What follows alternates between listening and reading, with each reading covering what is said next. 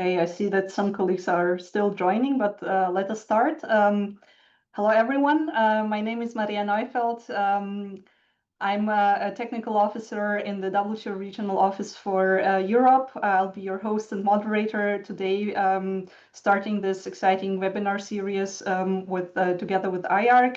And without further ado, allow me to pass over to the WHO Regional Advisor for Alcohol, Illicit Drugs, and Prison Health in Europe, Dr. Karina Ferreira-Bosch, for some opening remarks. Karina, welcome, and over to you. Hello, can you hear me well? Yes, we can hear you. So let me just start by thanking you all for joining us. It's a big pleasure. And we will be starting our webinar series. This is going to be the first session of the topic on alcohol and cancer, and that we will be launching together with IARC as part of the European Week Against Cancer. So my name is Karina Ferreira-Bosch. I'm the unit head for alcohol, illicit drugs, and prison health in WHO Regional Office for Europe. This webinar series has been developed together with our sister agencies, the International Agency for Research on Cancer, IARC.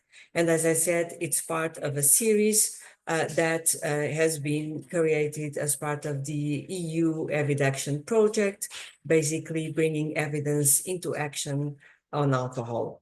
This is a project that is funded by the European Commission, to whom we are very grateful, and it supports EU member states, including Iceland, Norway, and Ukraine, in implementing best practices to reduce alcohol consumption and harm.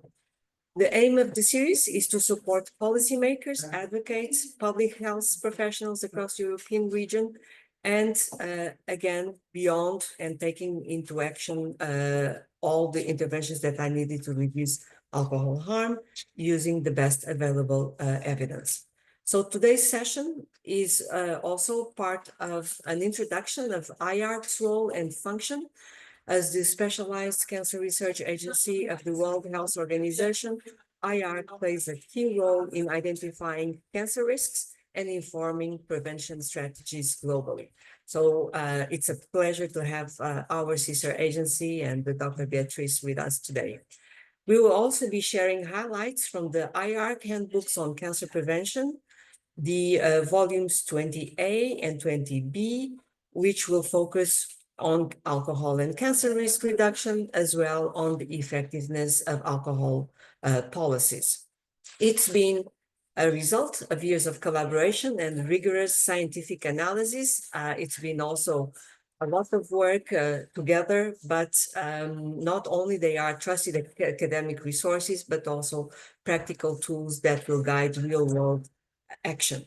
So we're very pleased that as we look ahead to the official launch of this volume 20B, so volume 20A was already launched in October, today's session will help us to build the momentum for stronger and evidence-informed policies that can really help to save lives. Please note that this webinar is being recorded, and we will make it publicly available on the WHO Regional Office for Europe website, and it will be a resource for wider dissemination and use. So thank you for being with us today. And with that, let me just hand it over to my colleague, to Dr. Maria Neufeld, and she will guide us through our conversation. Thank you very much. Thank you very much, Karina, for these opening remarks and for setting the scene. And well, today's session, as Karina has mentioned, it marks the beginning of a series, but it also marks the beginning of a new kind of conversation, because we really want to do things a bit differently with this webinar series. And it's meant to be really engaging and interactive and centered around your questions and your participation. We have designed this not just as a typical webinar series to watch, but really as a space for exchanges and questions. So the idea of today is that we will hear today from 3 excellent speakers in time segments, and for each speaker, there will be a specific time allocated, and we encourage you to actively use the Q&A function and the chat function to share your questions and reflections, which I will then also feed to the speakers. We have prepared some questions to get started. But again, I will be keeping a very close eye on the chat and the Q&A function. And our speakers today and I'm sure you know all of them already. And this is in our first segment and second segment, it will be Dr. Béatrice Loubissa-Cretin, who is the head of the Handbooks series for cancer prevention at IARC in Lyon, and also the head of the evidence synthesis and classification branch. Then we will hear a short reflection also from Dr. Susan Gabster, who is a senior visiting scientist and also in the evidence synthesis and classification branch, and who is the responsible officer for the Handbooks, volume 20A and B. And then we will hear a segment from Dr. Jürgen Rehm, who is a senior scientist at the Center for Addiction Mental Health in Toronto, Canada. And he was or is the chair of the working group of the IARC Handbook volume 20B on alcohol policies. So again, the rules are each speaker gets a segment. We have prepared some questions to get us started, but please really ask your things and please participate in this conversation. And well, let's begin with our first speaker, Dr. Béatrice. And next slide, please. And this is, I mean, let's start with the very basics. I mean, what is IARC and how is it relevant to my work, to your work, to our work? And first things first, Béatrice, the floor is yours. Tell us a bit, what is IARC and how does it actually relate to the World Health Organization? Thank you. Thank you very much, Maria and the entire WHO Euro team for this webinar. And welcome to everyone to this interview type session. So I'll share my screen and share a few slides with you.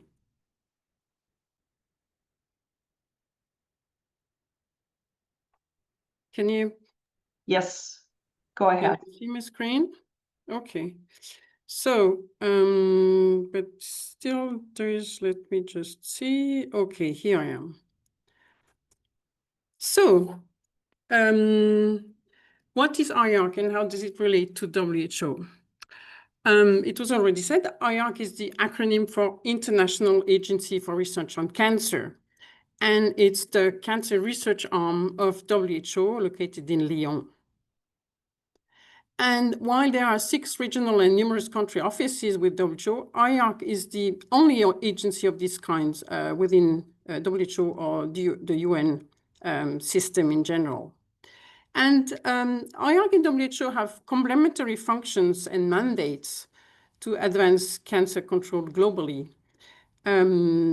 IARC's mandate is to focus on cancer research, and while WHO has the mandate to set norms and standards, articulate policy options, provide technical support to countries, and provide leadership in global health matters.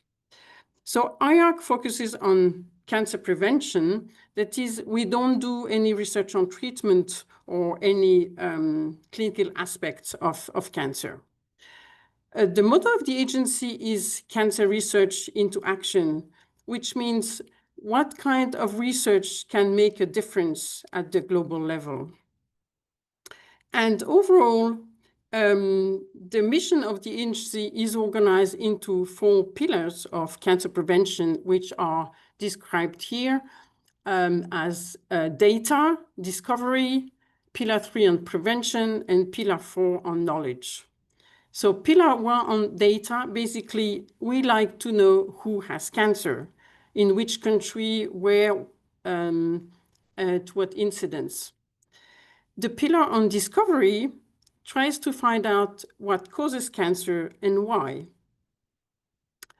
There are some epidemiological studies, some laboratory studies, and so on and so on. The pillar 3 on prevention tries to find out which cancers can we prevent and how, by reducing exposure or by screening or so on. And then the pillar 4, to which I belong, my team belongs, is about knowledge, and our aim is to develop and disseminate knowledge globally.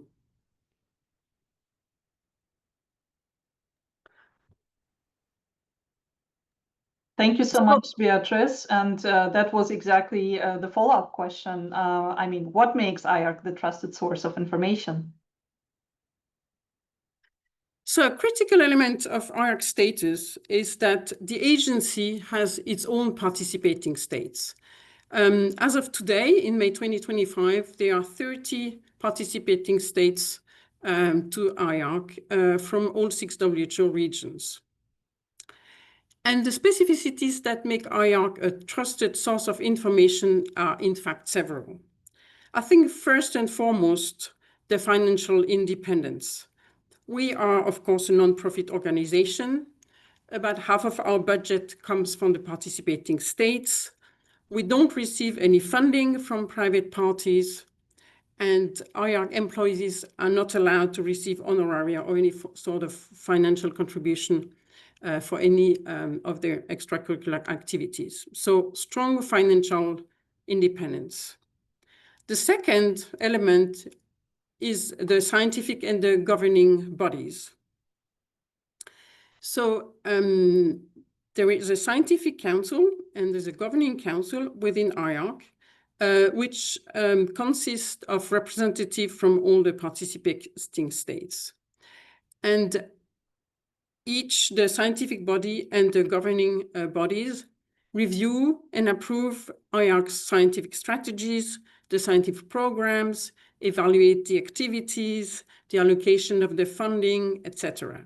So there's always some impartiality in the way the science is produced and advancing and the way the budget is being spent.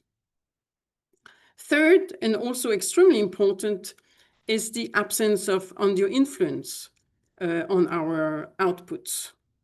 All the programs within IARC operate in a transparent and rigorous manner.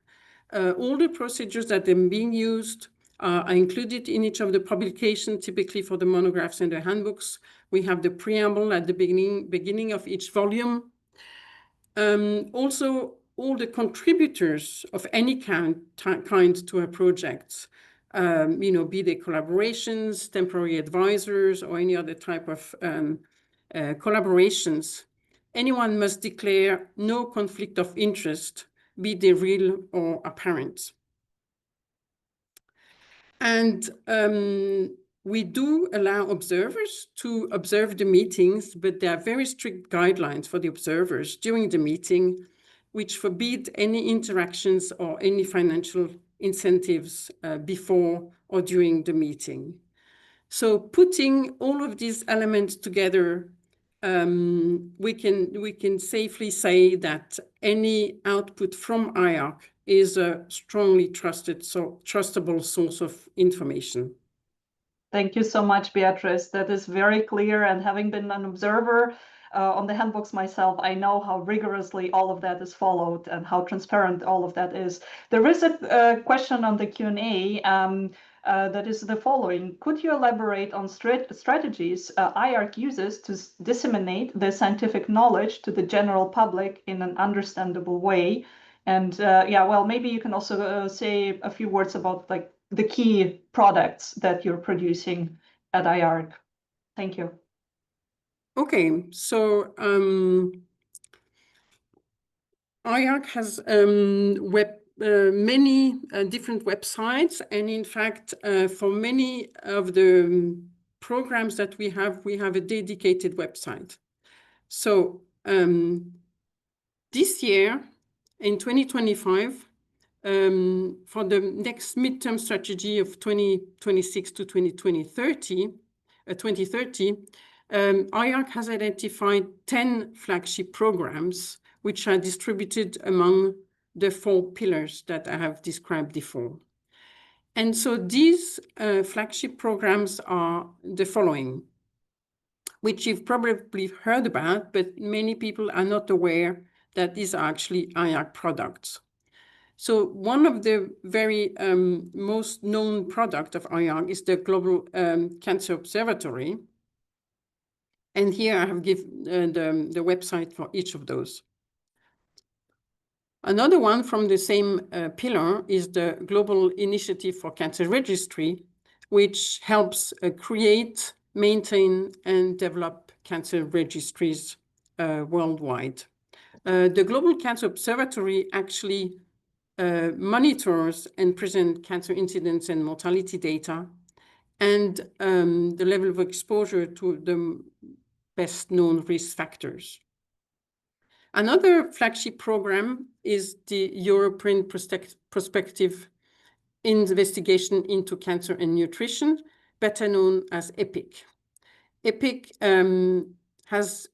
is a 10-center cohort project that has existed for more than 20 years and which collects information about diet, nutrition, or other lifestyle factors to assess their impact on cancer incidence within Europe. Another flagship program is the CanScreen 5 project. And these are registries of cancer screening programs worldwide, which so far are covering cancers of the breast, of the colon, of the cervix, and soon will also cover oral cavity and the lung cancer. Another program is the World Code Against Cancer framework. And the framework presents recommendations for cancer prevention, specific for each region based on the specificity. So there is an Asian Code Against Cancer, European Code Against Cancer, and so on and so on. The next flagship is the IARC Monograph program, which are known as the Encyclopedia of Carcinogens and identifies agents that can cause cancer. And the counterpart of the monographs are the IARC Handbooks, where we identify cancer preventive interventions and strategies, covering both primary and secondary prevention. Another well-known program at IARC is the WHO classification of tumor, and this is like the Bible of the tumor classifications, which underpins any diagnosis of cancer. Another program is the IARC Learning Program, which provides professional development for cancer research and health professionals. Lastly, the Mutograph project, which identifies mutations that cancer agents can cause in order to find the origins of cancer. So each program, to go back to the question that was asked originally, each program has its own website. And I encourage you to visit them. They're all listed here to find more about your program of interest. Thank you so much, Beatrice. We will be sharing the links also and the slides with everyone who is registered. But let us dive right into the IARC monographs and the handbook series, because you mentioned they're kind of dependent to each other. So, and you have been working in both. So I was wondering if you can give us, an idea. What are the monographs versus the handbooks? How do they differ, and how are they belonging together? Okay, great. Yeah, thank you. So the monographs and the handbook program are two of the 10 flagship program. And the reason for them is the following. The first step in cancer prevention is to identify the causes of human cancer. These are the monographs. And what prevents cancer. These are the handbooks program. The two programs perform what we call evaluations of the cancer-causing effect or the cancer-preventing effect of a compound or an intervention in a strategy. That means, to what extent can we say that something causes cancer or something prevents cancer?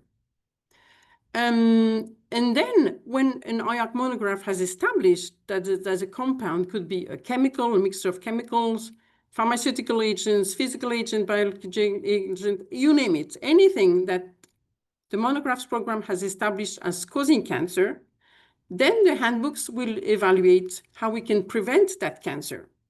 And this can be done in several ways.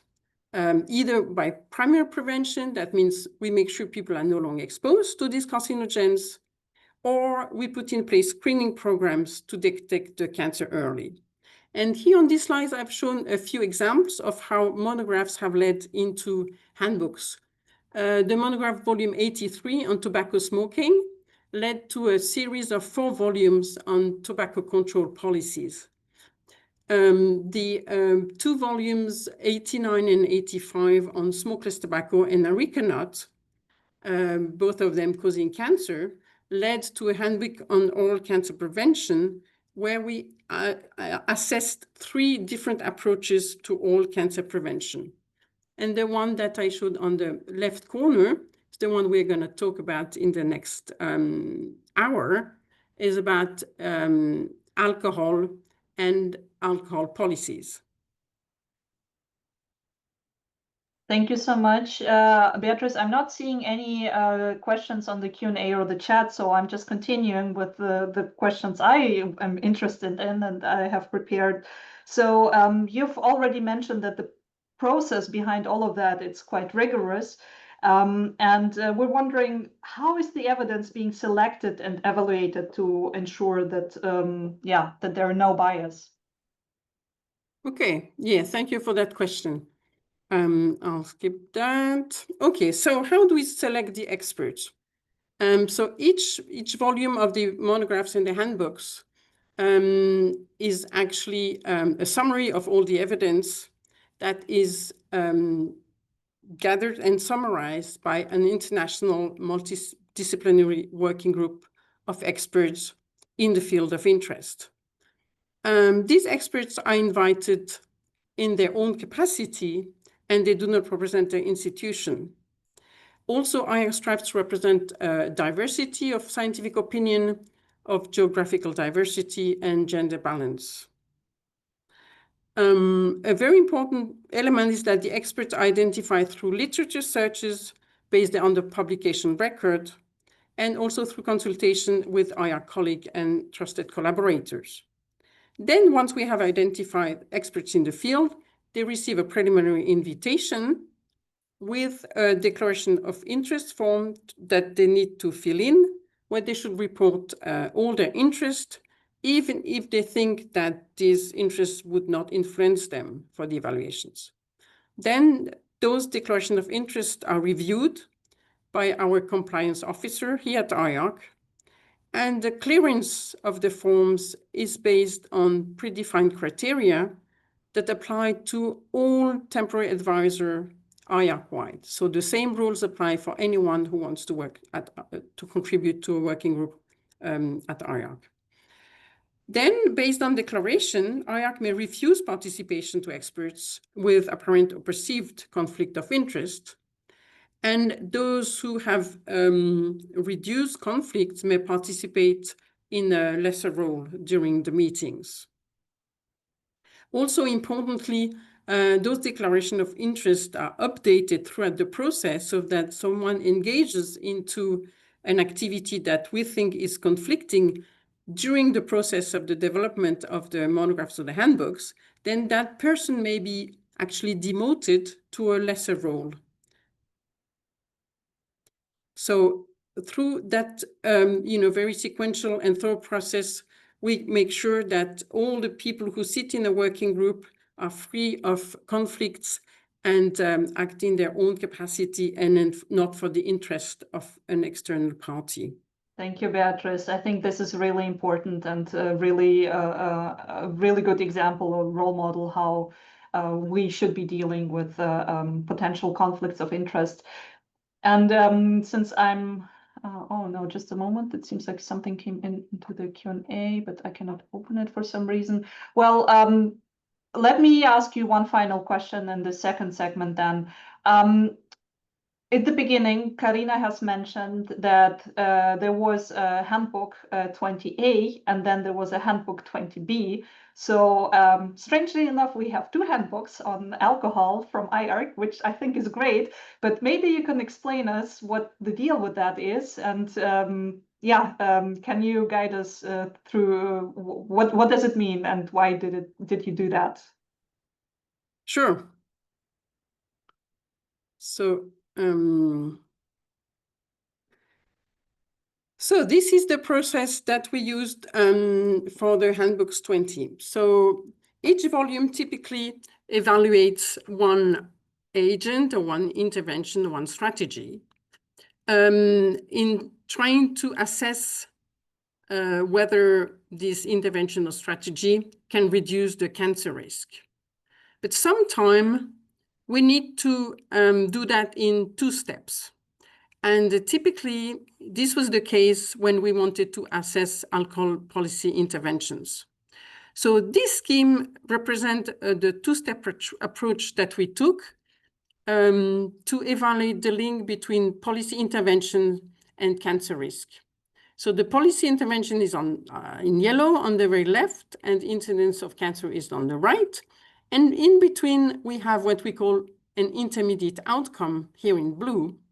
And for this handbook volume, the intermediate outcome is a reduction or cessation of alcohol consumption. And because there was no proof that reduction or cessation of alcohol consumption actually reduces your cancer risk in human, which was a necessary step before evaluating whether the policy are useful, we needed to first review and evaluate this aspect.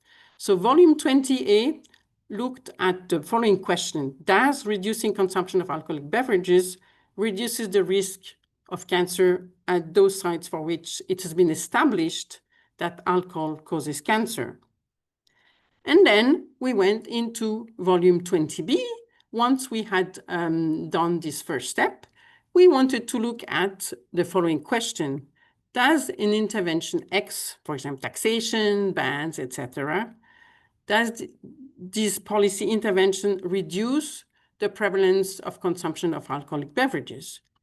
And once you put step 1 and step 2 together, then we can see that there are, and you will have the results later on, but the idea was to assess whether a policy intervention can, in the end, lead to a reduction in cancer risk. Thank you so much, Beatrice. I think this is very clear now. And may I suggest that we dive right into that, and that we dive into volume 20A, and that we hear from Dr. Gabster on the key things from this volume. I hope, Sue, that you can share your slides now, because I know that you have also prepared something for us. And I guess my first question to you would be, well, how was it established that alcohol causes cancer? Sure. Let me make sure that you are seeing my slides. Are you? Thank you. Well, not yet in the presenter mode, almost, yes. And Beatrice, maybe in the meantime, you can also take a look at the Q&A, because there were some questions to you, and every one of the presenters will do their best also to engage in the chat and answer your questions. Over to you, Sue. So are you seeing my slides now? Yes, we're seeing them. Okay, great. And thank you for inviting me. This is very exciting. So you asked, how was it established that alcohol causes cancer? And I think it's always interesting to mention to people that a possible link between alcohol and cancer was first kind of thought about and identified in early research over a century ago.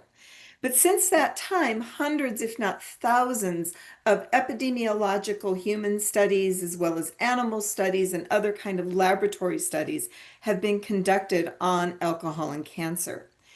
And so to compile that large body of evidence and to evaluate it, we're fortunate in that IARC has convened these expert panels to review all that human epidemiological and laboratory evidence. And the first time that was done was back in 1988, so more than 35 years ago. And it was back in 1987-88 with the first monograph review of the alcohol and cancer evidence that the working group identified that, or found sufficient evidence in the body of literature that alcohol is a cause of these 5 types of cancer: oral cavity, pharynx, larynx, esophagus, and liver cancer. So, and just so going forward, rather than saying all 3 of these, I may refer to these 3 cancers as head and neck cancer. But after that time, the evidence on alcohol and cancer continued to accumulate in the scientific literature.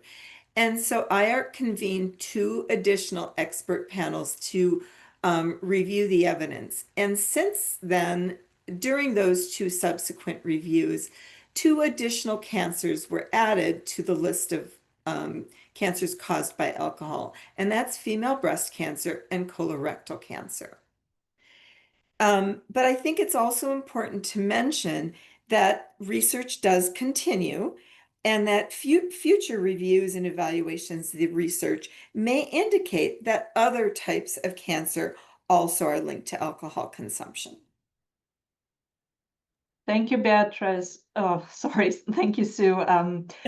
I no, I was just caught up on the Q&A because there is some Q&A, and that's just a kind reminder to Beatrice if you can also take a look at the Q&A. But Sue, basically, I mean, you spent your life in cancer research with the World Cancer Research Fund and so forth. And basically, what I want to ask you, if you had to share, looking at your entire career, 3 really essential facts about alcohol and cancer that everyone should know, especially health ministers, what would they be? So first, I would tell you that all types of alcoholic beverages increase cancer risk. So it's not just spirits or beer. It's all types of alcoholic beverages. And that helps support, or the evidence that helps support that is that in addition to the evidence that alcohol consumption increases cancer risk, in 2010 and in 2012, the working groups also looked at whether or not ethanol, which is the major type of alcohol found in alcoholic beverages, they found that ethanol is carcinogenic to humans. So that further supports that it's all types of beverages. And also in the last review, they concluded based on the evidence that acetaldehyde, which is the first chemical your body produces after taking a drink of alcohol, is also associated, that the acetaldehyde associated with the consumption of drinking is carcinogenic to humans. My second point that I'd like people to be aware of, that consuming even small amounts of alcohol increases the risk of some types of cancer.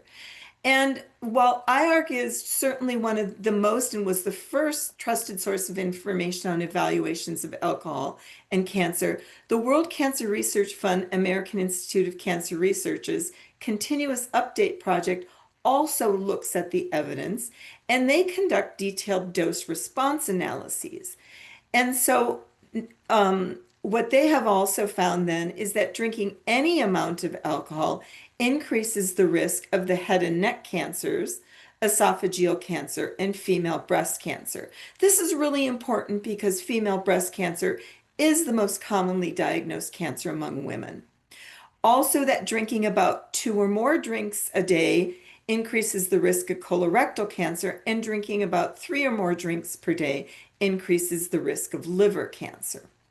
The third thing I think that's really important is that a substantial proportion of new cancer cases each year are attributable to alcohol consumption. Overall, globally, it's about 4.1%. But in the WHO European region, which is probably what people on this call may be a little more interested in, that's the similar fraction, about 4.2% overall in 2020 was attributed to alcohol drinking. In women, that comes to about 58,000. As you can see here, again, because alcohol increases the risk of breast cancer even at low amounts, and because breast cancer is the most commonly diagnosed cancer, it means among those 58,000 cases diagnosed that are attributed to alcohol consumption among women, most of them, almost 60%, are breast cancer, 66% are breast cancer. Among men, most of the alcohol attributable cancers are colorectal cancer, and that's about 38-39%. Thank you. Thank you very much. So yes. So my final question, so this is more about the causes, and this is more the stuff for the monographies, according to what Beatrice was presenting earlier. But now the handbook is really about the prevention. So the question is then, what do we know so far? So does reducing drinking also, does it reduce the risk? What do we know about that? Very briefly, thanks. Okay, so as Beatrice mentioned, in volume handbook 20A, we evaluated the evidence that, or the working group evaluated the evidence that compared with continuing alcohol consumption, does alcohol reduction or cessation reduce cancer risk? And what they found was that the evidence shows that it reduces the risk of oral cavity and esophageal cancers. For the other types of alcohol-related cancers, the evidence is a little less clear, but it certainly is growing as the research continues. They also evaluated the evidence on why that might be true, so some of the biology. So if you allow me a second to go back to this slide, I think it's important to understand, why does alcohol cause cancer? And it does so in 4 ways. So after you take a drink of alcohol, as I mentioned, the first metabolite is acetaldehyde. Acetaldehyde can damage your DNA, which helps to increase the risk of cancer. Then alcohol also induces oxidative stress, which also damages DNA, proteins, and other cells, and it leads to inflammation, which contributes to the cause of cancer. Alcohol can alters and increases certain types of hormones that contribute to cancer risk, particularly breast cancer risk. And finally, alcohol can change the permeability of your cells, so meaning that it allows carcinogens such as chemicals in tobacco smoke and tobacco to enter into your cells, which is one of the reasons why alcohol and tobacco increase your risk so much when done together. So alcohol cessation reverses that damage caused by alcohol consumption by decreasing and eliminating alcohol-related acetaldehyde, decreasing the changes that happen to your DNA and the damage, and reversing the alcohol-related damage to the intestines. Thank you so much. I think this is a very hopeful message on which we will end here. And I think it's great. Basically, it means less is better, and less consumption means less risk. And let us hear from our last speaker, Dr. Jürgen Rehm, who will be sharing his slides as well, because Jürgen is very well known for all things alcohol related in this world, specifically in the world of alcohol policies. And we have asked Jürgen in preparation for that, well, what are the current trends in alcohol consumption in Europe, and how does this relate to cancer and also to policies, giving us an introduction into the second volume of the handbook. Jürgen, we're not seeing the slides yet in the right mode, so if you could, yes, presenter mode. Yes, here you go. Go ahead, Jürgen. Well, basically, I would like to start with, we are in a seminar of the WHO European region. So what is the problem of alcohol population-wide? And did it get better? Because there were lots of articles about how much it got better. The main gist of it is that overall in Europe, we regularly, in every survey we have done the last 20 years, between 5 and 7 countries of WHO European region have been or are among the most drinking countries in the world. And that means, given the mechanism which Sue has said, that there is a lot of alcohol attributable cancer in Europe. And if we look into the different causes of deaths in the European Union, which are caused by alcohol, meaning those deaths would not have occurred in the absence of consuming alcohol, you see that for every 10 deaths in the European Union which were caused by alcohol, 3 of them were cancers. So cancer is by far the biggest category related to alcohol attributable deaths. And if you look at it the other way around, if we look into in a country like France, what are the biggest risk factors for cancer? Alcohol appears at number 2. And if we do the same in other high-income countries, we see very much similar pictures. Sometimes it's number 3, sometimes it's number 4, but sometimes it's number 2. So basically, alcohol is one of the leading risk factors for cancer. And overall, that prompted a lot of governments to do something. And if WHO is asked about what to do at this point, then they usually come up with the 3 interventions which are cited the most here. The first is alcohol excise taxation. I have put a little quote from Christine Lagarde when she was still managing director of IMF and chair of the executive board. She said 2 things in life are absolutely certain. One is death and the other is taxes. But you can use the one to defer the other. That was it when she interviewed Bloomberg. The second one is, and we know that from our daily life, availability restrictions. We restrict alcohol in a whole number of ways. Of course, some countries do it more than others in Europe, but overall, there's no country without some kind of availability restrictions. For example, minimum purchasing ages. For example, bars are not open 24/7, etc., etc. And the final one, which is been named, are bans on marketing.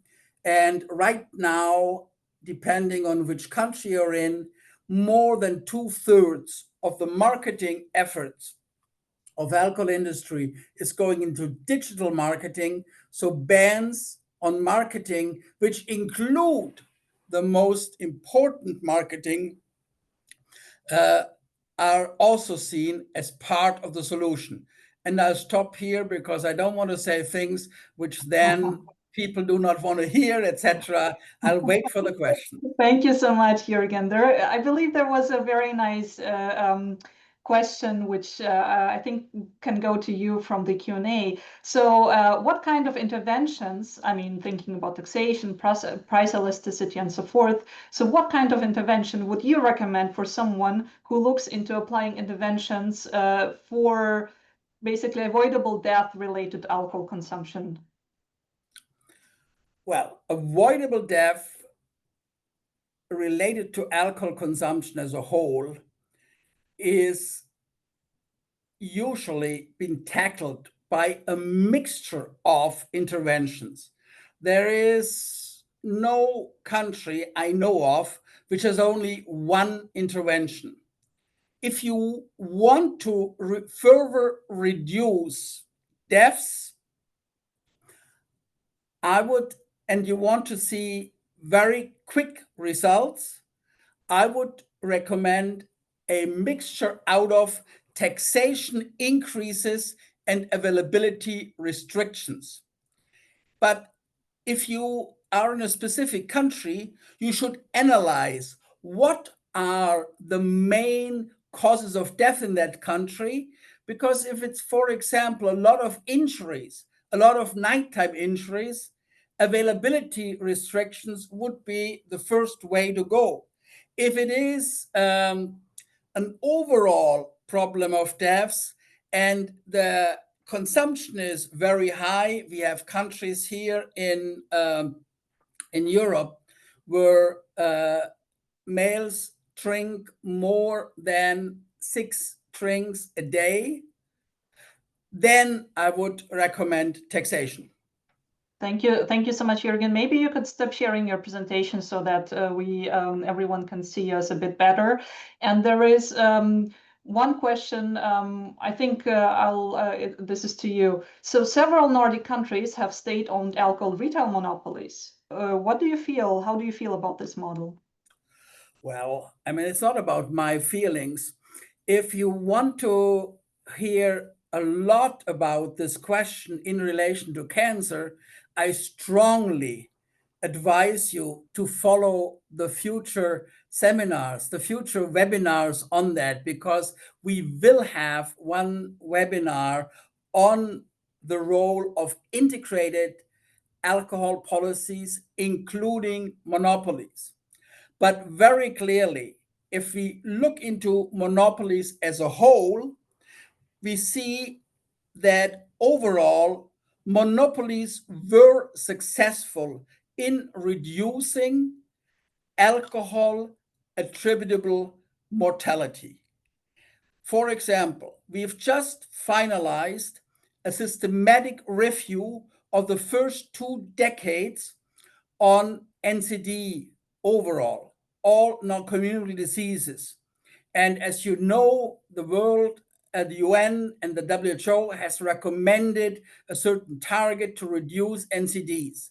Unfortunately, in the first 10 years of the century, NCD reduction was much larger than in the second decade. And in the Nordic countries, that is also true, and especially, and it has been linked to the slow taking down of the monopolies. So monopolies are very important and can be very important. And unfortunately, a lot of countries right now are thinking about breaking them down. Thank you so much, Jürgen. At this point, I'll open the floor to all the speakers. And there was a very interesting question to Sue in the chat about breast cancer. So what is the evidence that weekly, a couple of standard drinks a week, that it increases the risk of breast cancer? If alcohol is considered a cause of breast cancer, and you've been pointing this out, how do you explain that the evidence in Handbook 20A, I assume, was limited to support that alcohol reduction prevents breast cancer? How then health messages for alcohol reduction or cessation can be incorporated, and so forth? And maybe this is a question to Sue, and I'll be also very interested hearing short reflections from Beatrice and Jürgen on that as well. Thank you. Yeah, thank you for this question. So I think it's important to take a step back and understand a little bit about how the data are collected, but I won't go into any detail. But it's important to very simple today, please. Yeah, I will. I'll keep it very simple. Typically, when we ask people on questionnaires how much alcohol do they drink, we provide them with categories. And that lowest level is the kind of never less than once per month, typically. This isn't 100%. But then the other categories get mixed in together, so the less frequent categories. So when we look at that dose response data and we're comparing it to the non-drinkers or the extremely infrequent drinkers, then the people who are drinking 2 to 3 drinks per week, either on a single day or 2 drinks, depending on how often, but those 2 to 3 drinks are in that less than 1 drink per day category. But as you saw, even at less than 1 drink per day, breast cancer risk increases. And so to answer the second question about how do I explain that the evidence was limited, I think it's a key piece of knowledge that unfortunately we don't have a lot of time to go into, is that limited doesn't mean there's lack of evidence. It just means we are not quite ready to say that we're completely 100% confident. And so as the evidence grows, that will be reevaluated. And so what about messaging? And full disclosure, I'm an epidemiologist. I am not a health communicator. But I think it's important that people know that alcohol is a cause of breast cancer. And yet this This is something that young individuals can think about for their long-term health risks, about not taking it up, keeping it very low, infrequent. And for reduction, there's so many reasons to stop or reduce consumption. So anyway, that's my Thank you. 2 Thank you cents. so much. And Beatrice, any reflections from you on that? Thank you. I would just say that for an evaluation to reach what we call sufficient evidence, the criteria are extremely strong. So never has there been any intervention or agent kind of declassified from that category into a lower category. So it takes a lot of data information to reach that category. And this is also why for the breast, there's no data, but it's just a little bit that's missing to actually reach sufficient evidence. Thank you. And Jürgen? Well, basically, it's a call to researchers to increase their research efforts. It's unfortunate often that you need for cancer and causal research on cancer relatively large cohorts. And since they are partly rare events, you need to follow them up for quite a long time, or you need to look into other epidemiological research. So the basic gist is the funding was not there to do that research, and a lot of the alcohol research is in the more cheaper category, which can be afforded. Okay, and there are more things coming on the Q&A, which is great. And one of the questions you've already answered in the Q&A, what could be the main reasons that people tend to underestimate the cancer risk of alcohol? Maybe Sue, a couple of words from you on that, because I believe you touched upon that a bit. So I think for part of it is just lack of knowledge. And I think another reason may be because alcohol is so entrenched in our society in many ways. And so as we can better communicate the risks associated with alcohol, especially the cancer risks, perhaps we'll gain greater appreciation for the issue. And a follow-up question to you on that, Sue, and then also happy to hear reflections from other speakers. The vast majority of people do not know, as you just pointed out, and also as Beatrice was saying in the Q&A, what are the most effective ways to raise public awareness about this link? Do you believe that warning labels on alcoholic beverages, similar to those of tobacco products, could be a viable option? So you're asking me my own belief here, and I believe that it's an important step forward to add cancer risk to warning labels, but that is my personal belief. I will leave it to my colleagues to talk about the evidence. And in terms of what are effective ways to raise public awareness about this link, I think the more we can communicate with people who know how to reach the masses, that is going to be more effective. And youth is one way to help do that too. Great, thank you so much. Final reflections from, let's go with Beatrice. Maybe Beatrice, you can also say what you think about campaigns, because that also something that came up on the Q&A. So labeling and information campaigns. Sure, yeah, of course, labeling would help start diffusing the information slowly. I think we need to be patient. It takes time, but I think the good news is that we have reached a turning point this last few years, and that there's really some awareness that is building, not only in the older generation, but also in the younger generation, that consumption is on the not on the rise, on the decrease. Among certain populations. And I think slowly is going to be a snowball effect. But the more people talk about it and the more actions we take to disseminate the information, the quicker it will and the better for everyone. Thank you. A very hopeful message here. Jürgen? final reflection from you on advertising, counter-advertising, labeling, information campaigns?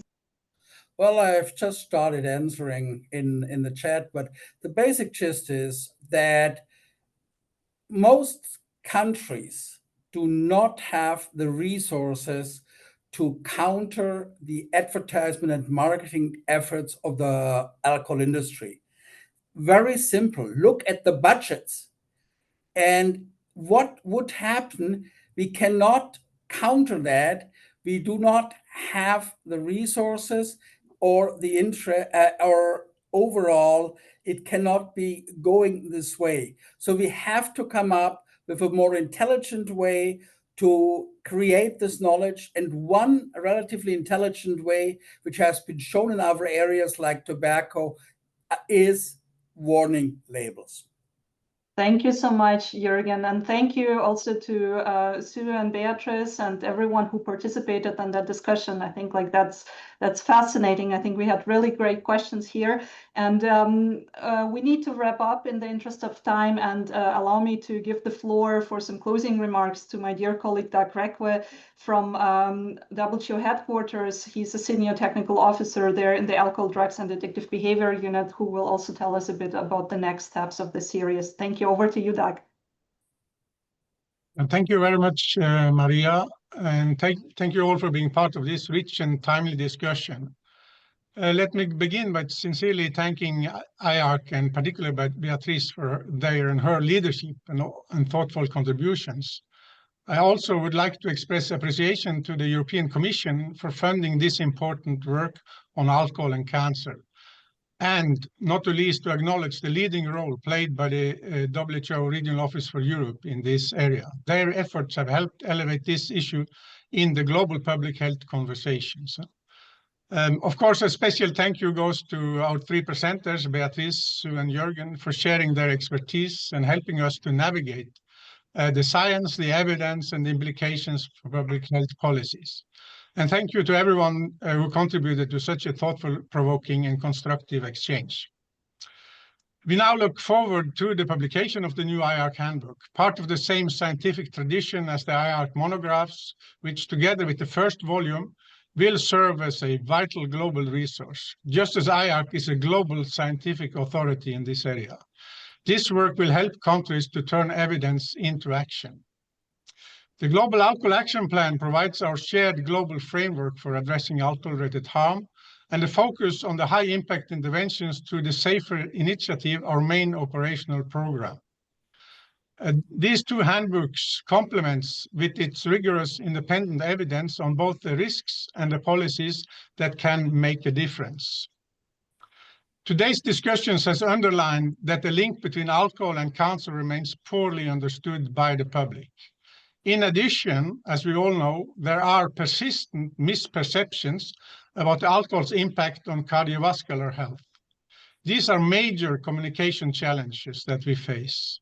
People deserve clear, accurate, and balanced information on the full range of alcohol-related harm, not just to individual health, but to the families, communities, and societies. We also now have growing evidence that reducing high-risk drinking and ensuring access to effective treatment for alcohol use disorders can directly reduce cancer incidence and improve outcomes. And it's important in this picture to remember that treatment is not only care, it is also prevention. And all this reinforces the need for an integrated, comprehensive policy response. No single measure, whether taxation, restrictions on marketing and unavailability, treatment, or health information through labeling and other means, is enough on its own to create sustainable change, because that's what we are after, a sustainable change that changes cultures and norms that are detrimental to the population's health. But when implemented together, these interventions reinforces each other and addresses the root cause of the harm.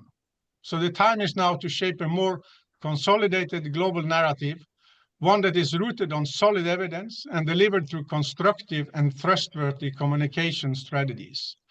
Cancer is an important entry point for this conversation, but it must be part of a broader approach to addressing alcohol as a psychoactive, toxic, and dependence-producing substance with wide-ranging societal impacts. And looking ahead, we invite you to stay engaged, both in the upcoming webinar series and through key opportunities, such as the WHO Forum on Alcohol, Drugs and Addictive Behaviors that we will organize in June this year. It will be online this year.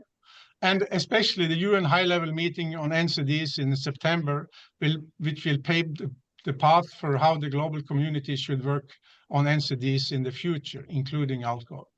So thank you again, and we look forward to continuing these important conversations in the next webinar. Thank you. Thank you so much, Doug, and thank you again, and a virtual round of applause to our speakers today. The next webinar will be on the 18th of June at 3 p.m. Central European Time, and we're looking forward to that. Have a good evening, have a good day, rest of the day, and hope to see you soon. Thank you, everyone.